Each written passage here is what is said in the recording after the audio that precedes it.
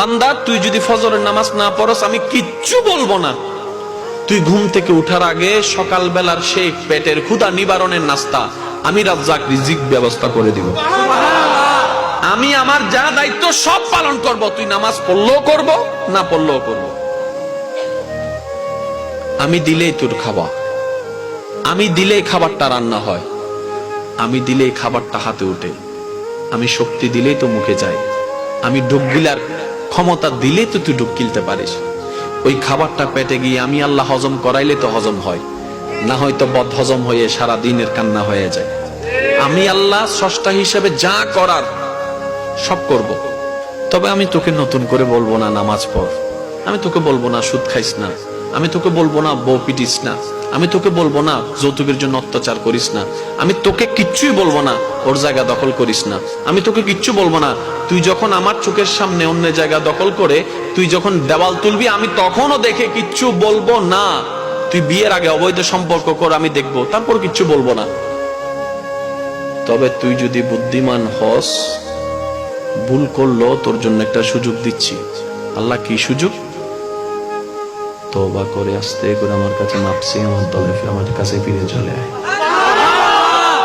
এতটুক সুযোগ আমি তোকে দিচ্ছি। আল্লাহ কতদিন পর্যন্ত? সেই সময় বলে যে মৃত্যুর আগ পর্যন্ত। আল্লাহ 24 ঘন্টায় কোন টাইমে? যে কোনো টাইম। তুই সকাল 10টা বাজে করলো আমাকে পাবি, 1টা বাজে করলো আমাকে পাবি, 2টায় ডাক দিল আমাকে পাবি, 5টায় ডাক দিল আমাকে পাবি। রাতের গভীরে সবাই যখন ঘুমিয়ে থাকে তখনও যদি তুই আমাকে একবার আল্লাহ বলে ডাক দেশ, ফাজকুরুনি আযকুরুকুম আয়াতের ছায়া চলে, আমি আল্লাহ তোকে তখনও সাড়া দিব। বলেন সুবহানাল্লাহ। বান্দা তুই যদি ফজরের নামাজ না পড়স আমি কিচ্ছু বলবো না। তুই ঘুম থেকে উঠার আগে সকাল বেলার সেই পেটের ক্ষুধা নিবারণের নাস্তা আমি রাজ্জাক রিজিক ব্যবস্থা করে দিব। আমি আমার যা দায়িত্ব সব পালন করব। তুই নামাজ পড়লেও করব, না পড়লেও করব।